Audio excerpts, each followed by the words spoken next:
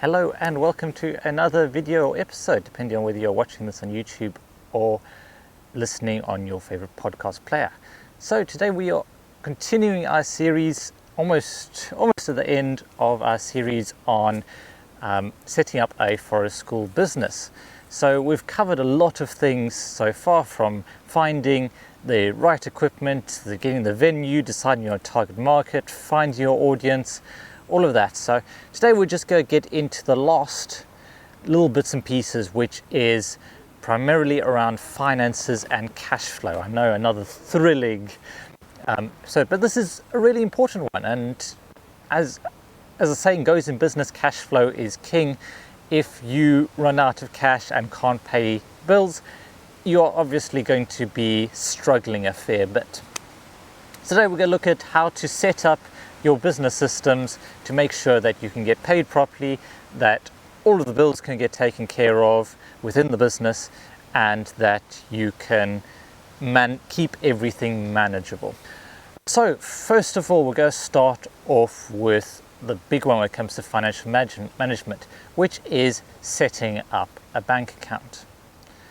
Now, this is vitally important that you set up a bank account that is separate from your personal.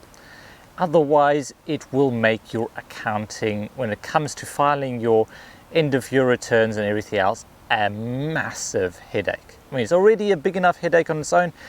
Don't make it any worse. Get a separate bank account. Now, this doesn't necessarily need to be a business bank account. If you're just starting off as self-employed, a personal bank account is just fine. Just open up a separate account to the one that you would normally have for your personal life, for the household, whatever.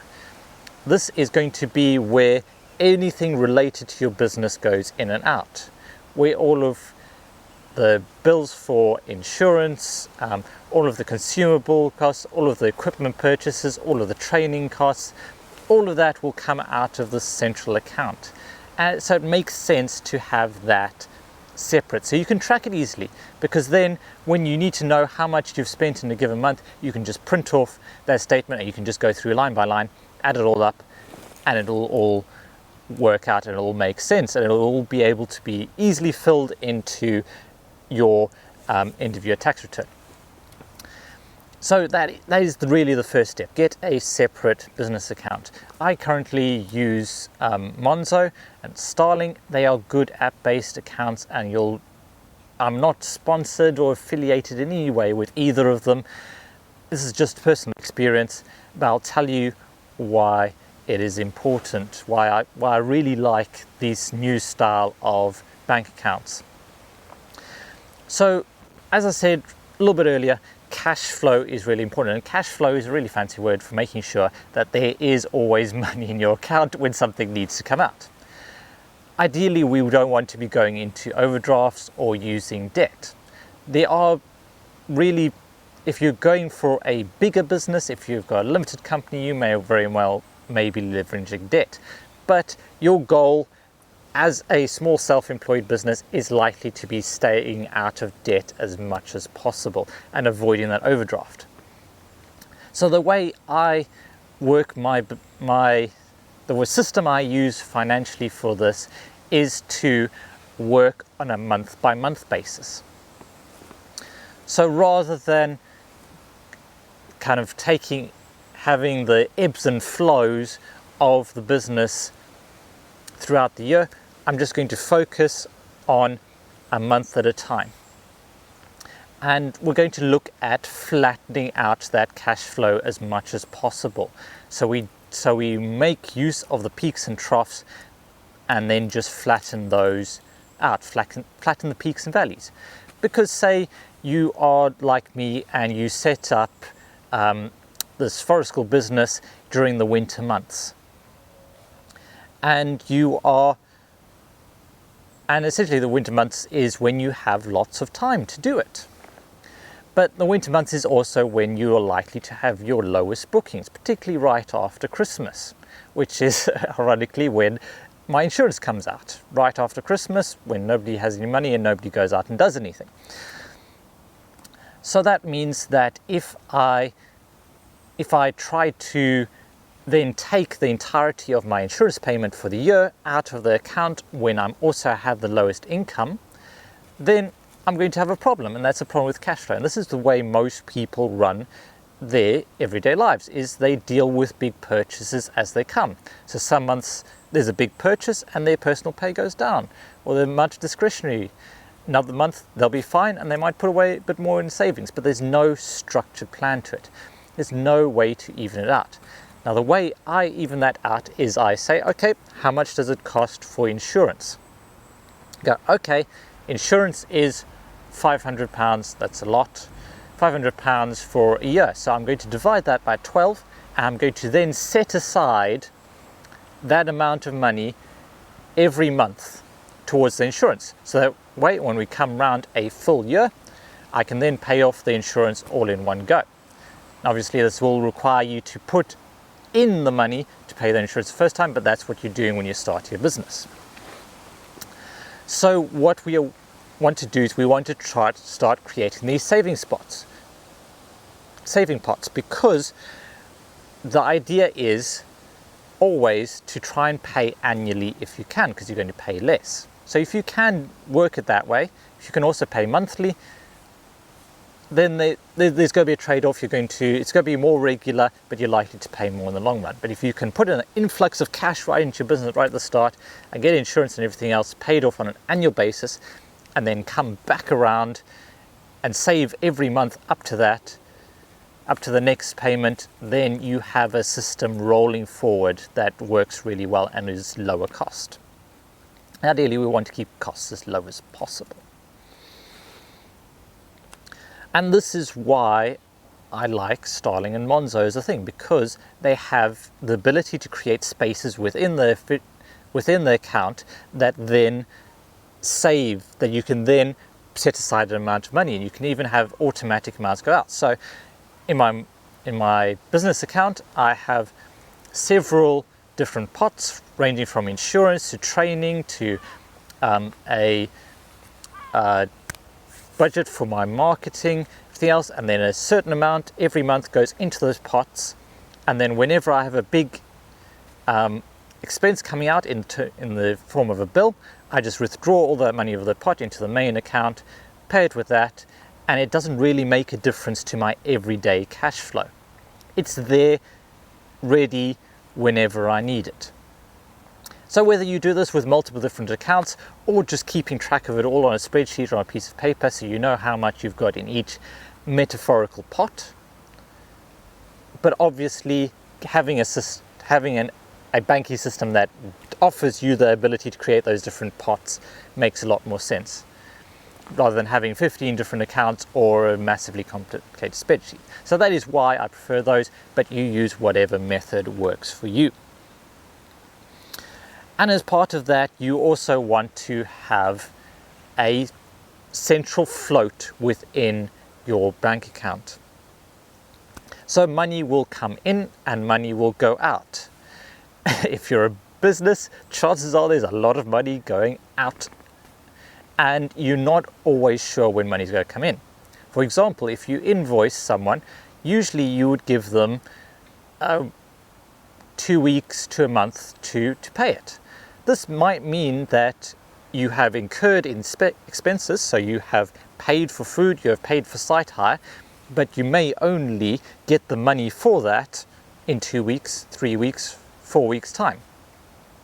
So you need enough of a buffer, enough of a float to sit there to cover your operating expenses to cover that.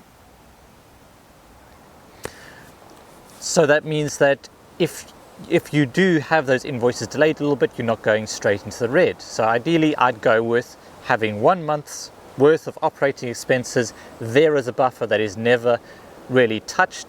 It just gets whittled down a little bit if there's an invoice is delayed, and then gets bumped back up as soon as an invoice is provided.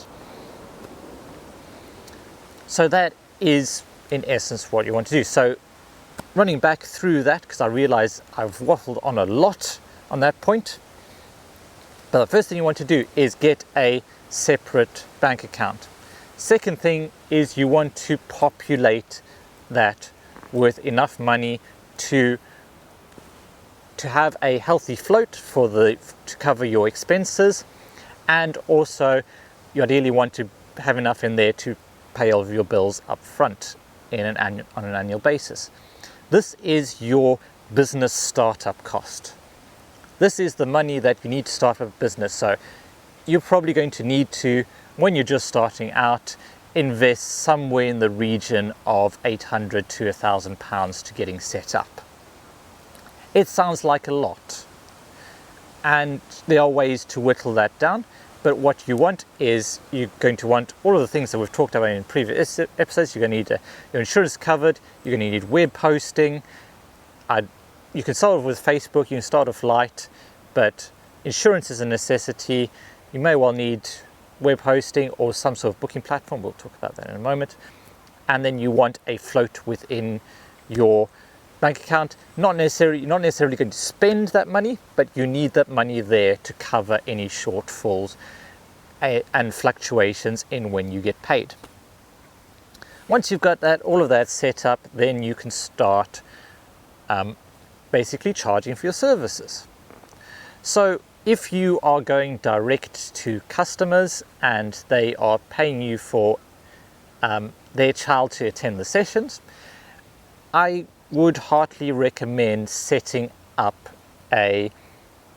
with a payment platform, something like EQ, Bookeepy, Eventbrite, one of those. I don't know, I haven't had a lot of experience with most of these. Set up with a booking platform. I personally use Bookwin and I have really done well with them. Again, I'm not affiliated with them. I get nothing from them for doing this. I've just used them for the best part of 3-4 years now, and they have worked really well for what I needed. It takes all of the guesswork out of it. It takes all of the hassle out of payments, because when you're running a session, the last thing you want to do is kind of going after people for money and like, you haven't paid me this month, or I didn't know that you were going to book on today's session. Having a booking system just takes all of that out of it, and that's why I recommend having one, and Bookwin is the one that I personally use and get on well with. The others out there, ask other people for recommendations. Now, you are either going direct to that, or if you're working for a school or a bigger organization, you will be invoicing them. And that is essentially saying, okay, this is how much you need to pay me, this is how to pay me, well, this is who I am, what I'm charging for, what the payment rate is, how to pay me, and when it needs to be paid by. Now, I'll probably do a completely separate episode on how to set up an invoice, but those are the 5 areas. You need to have your business address and your contact details in case they have any problems with the invoice. You need to clearly list what, when, where, what have you delivered. Say, for a school, for reception class on these dates at this rate per session equals this amount. So what, when, where. Then you need to tell them how to pay you. So add in your bank details, add in your name on those bank details, make sure you have the full details there, how to pay. And then below that, you want to have your payment terms. Like I said, some companies and organizations may try and force payment terms on you, but if you are self-employed or a limited company, your invoice terms are yours to set.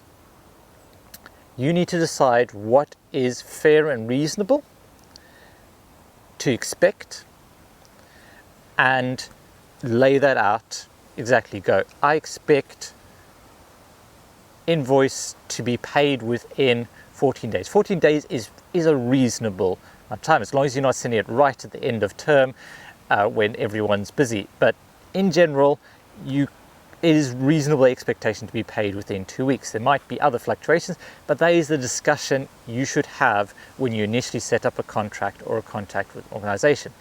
Is go, these are my invoice terms. This is when I expect to be paid. If you do not set that up, you are going to set yourself up for a massive headache. When I was just starting out, with an organization who will remain unnamed. My initial invoices were only paid after 5 months. So 5 months in which I was running sessions for them and I did not get paid. And this was because I hadn't made my invoice terms clear, and that meant that I couldn't then start sending them increasingly more demanding letters and more legalistic letters, and that meant that, well, I had to do without it. I had to cope with the outlay, with all the expenses, but none of the income. So learn from my mistakes, make sure you set your terms clearly. So once you get paid, the money drops into your account. Happy days. This is when you want to set aside for your future in a way. So as a self-employed, you are required to pay yourself all of the benefits that you would normally have an employee. That would include sick pay, holiday pay, pensions, and you will also need to pay your own tax. So all of that should be, again, I suggest separate pots. Set them up either on paper or in a bank account that allows for it, maybe a separate one. Obviously, if it's a pension, it's probably going to go straight into a pension folder, but you want to set aside amounts for that. How much you set out for all of those, that's a really big discussion. Once you start going over the threshold of profit, so I think it's about 1,200 odd a month that you can earn in profit for a self-employed business before you have to pay a tax on it. And that's total income for you as a person. So if you have any other income coming in, it might well push you over. But let's just say it's 1,200. As soon as you start taking amounts of that money out, above that, you need to really set aside money for taxes. You do get a bit of a grace period between filing your taxes and having to pay for them, but get these things set in advance. Now, we talked about smoothing the cash flow, smoothing the peaks and troughs. You will have months where you earn more and you will have months where you earn less. And the key element here to think about is how to smooth that. And the easiest way to do that, and I know it's going to be really difficult at the start, is to set out exactly how much you are going to pay yourself per month. So you go, okay, when I'm initially starting out, I will pay myself 1,500 from the account every month. If I have a stellar month where I earn 2,000, I will leave that other £500 in the account until I have a month where I only earn 1,000, bring in 1,000 profit that month, in which case I will then use that 500 to bump it up, back up to 1,500, and it'll smooth out the cash flow, because this will help me meet your personal bills.